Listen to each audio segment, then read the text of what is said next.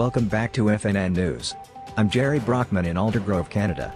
We go now to our chief international correspondent, Kara Green, with more on our top story. Kara? Thanks, Gerry. Our top story: pedestrians plowed by truck. Fleeing pedestrians swiped by truck that sped onto sidewalk in video. Police in Oregon are searching for the driver of a truck captured on surveillance video speeding down a sidewalk and plowing into 3 fleeing pedestrians last week.